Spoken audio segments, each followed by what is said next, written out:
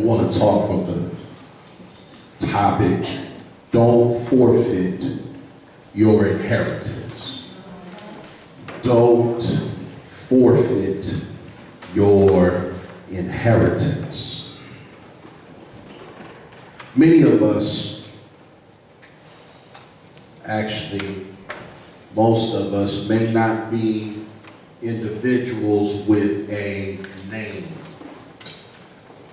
What I mean is most of us are not related to somebody named Rockefeller. Many of us are not related to somebody named Gates, Jobs, Sim. That's the richest man on the planet that's from Mexico.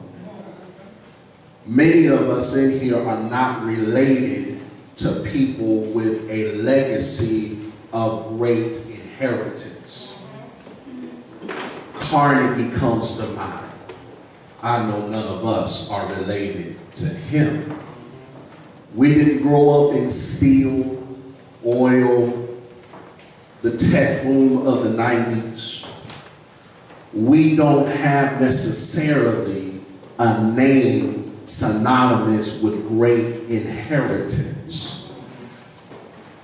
The funny thing about great people, so to speak, that have a whole lot is that they are smart enough to know that, number one, they can't take it with them, but number two, that they gained the kind of wealth that would extend beyond them to their future generations.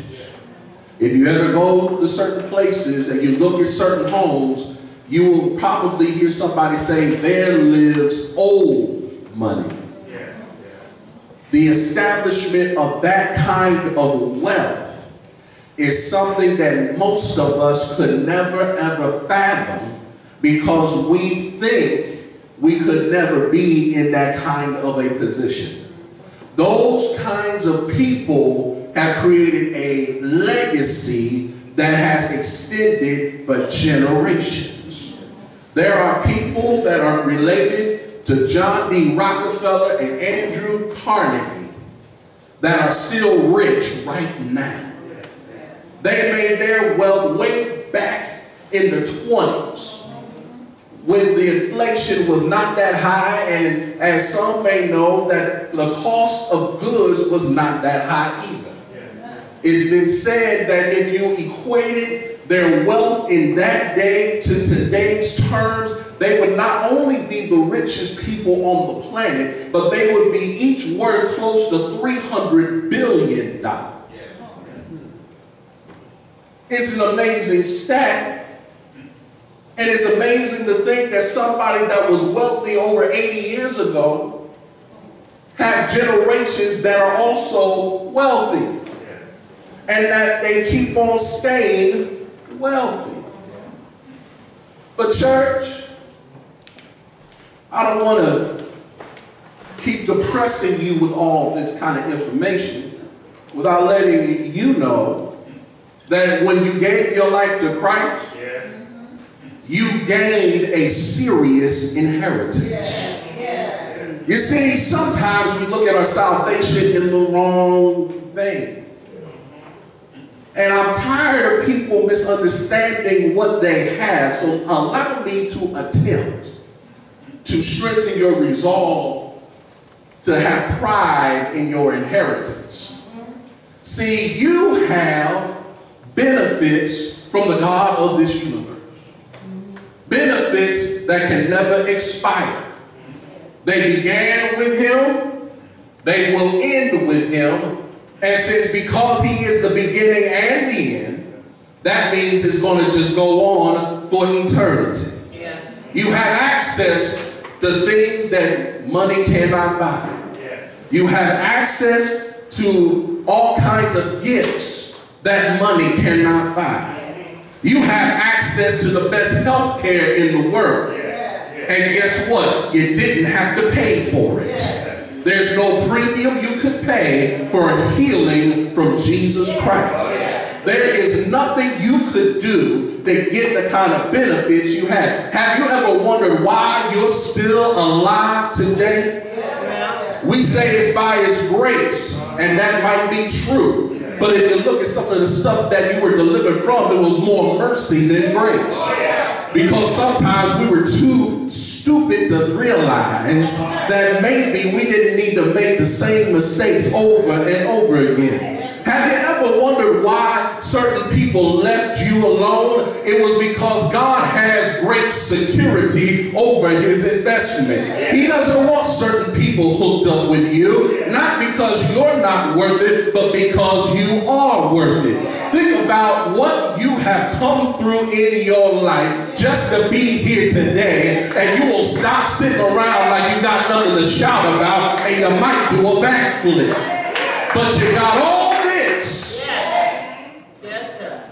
in your inheritance, in your trust fund, if you will, that you have access to 24 hours a day, 7 days a week, 365 days of the year. You don't have a waiting period. You don't have to wait 20 or 30 years to gain access to it. It's an ongoing thing because God never goes bankrupt. He can't go out of season. He can't lose anything because He's the one that regenerates it constantly. You have something that people try and try to produce on their own. They try to produce it through false success. They try to produce it by being people with so much money in the bank that they will attribute that as success. But church, when you got an inheritance that has favor on it, I could care less about millions when I got the favor of God. And His favor allows me to go places that even Bill Gates can't go. And if the truth be told, and I'm just crazy enough to believe it, His favor would allow me to be around billionaires. Not to be like them, but for them to invest in the vision. Y'all catch that on the way home. Favor, your inheritance, is a great thing. But many of us forfeit it daily. Let me bring you back to earth for about 5 seconds. Because I want us to examine and then come out of this thing more determined not to relinquish it. See, some people forfeit their inheritance by accepting certain ideas that people project on them. Okay? Let's hit home first. You remember when Jesus was always talked about and people would say, can any good thing come out of Nazareth? Let me get on somebody's street. Somebody looked at you one day and you told them about something you really felt deep down in your heart that you would be able to do. You might have grown up right here in Circleville. And you wanted to do great things, wonderful things, and do all this great stuff beyond the city of Circleville. But people looked at you and said, you ain't going to make it any further than the city limits. And here is where the forfeiture happened. You accepted that. Oh, don't get me wrong. This is a citywide condition, and I wish I could get the whole city of Circleville up in here. Some people have accepted limitations placed on them by people, circumstances, and life. But you're a child of God. And His inheritance suggests that He can take you anywhere He wants to. That's already in the contract. That's already a part of being His child. But we will accept less because we're afraid that somebody might be right.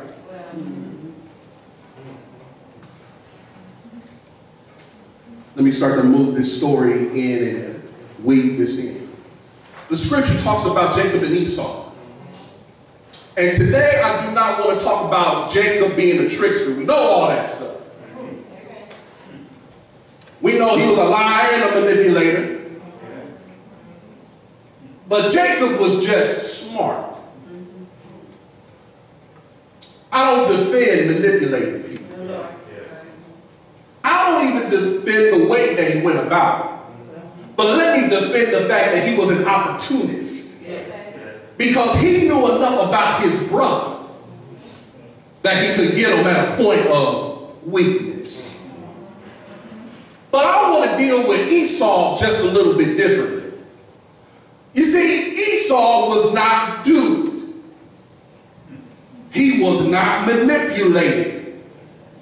He was not caught up.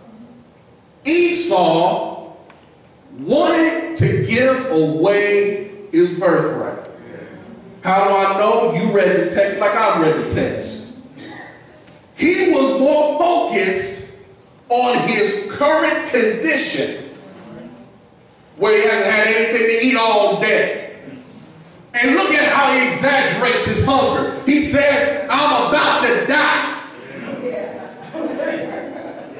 You know how you feel sometimes. You haven't had anything to eat all day. Now let me say this. That's your fault, probably. Could have ate breakfast, but you didn't. Could have had something for lunch, but you didn't. Now you waited all day long and you said, I'm about to die. Esau said, I'm about to die here. It's smelling so good. And you my brother, come on, help me out. Jacob saw it as an opportunity. He said, hey, give me your birthright. What's the birthright? Let's understand this first. A birthright is not a blessing. It is a position. Let me say that again. I'm going to teach a little bit and preach a little bit because I want you to get this, because if you don't come Wednesday night, you better be able to carry this from today for the rest of your life. The birthright is not the blessing. The birthright is your position in the eyes of the Father. Esau, by right, is the firstborn. They were twins, but Esau came out first. And Jacob, the story says, held on to his heel as he was birthed. Giving him the name Jacob, or supplanter, or one who grabs at the heel.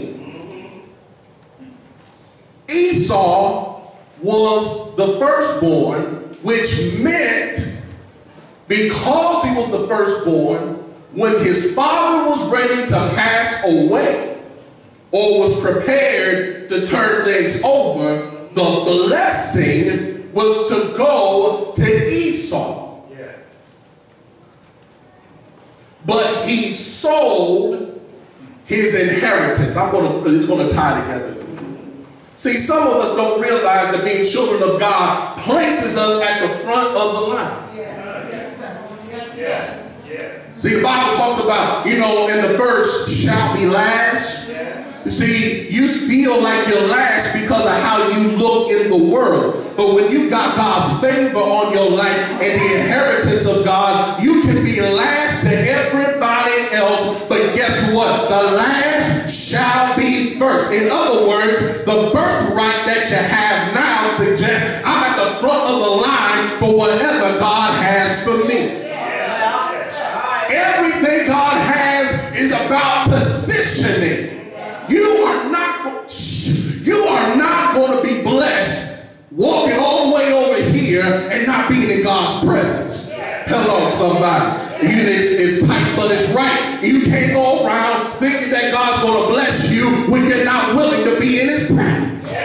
That means you actually got to sit down, find yourself right where he wants you to be so you can hear from him. Because when he's ready to bless you, all he'll have to do